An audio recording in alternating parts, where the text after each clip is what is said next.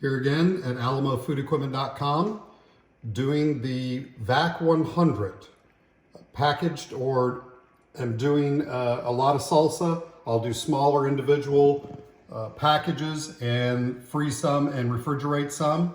We'll be pulling 100% vacuum. Right now it's evacuating all the bad oxygen out.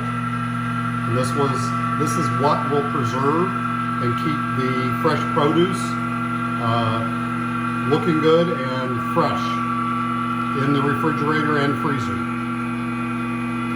You're seeing the oxygen coming out of the liquid, which is creating a bubbling action.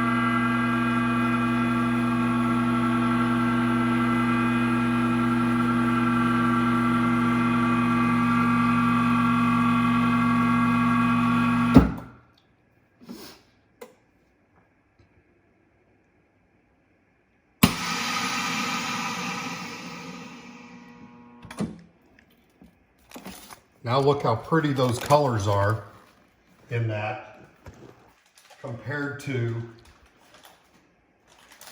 a bag that was not vacuumed.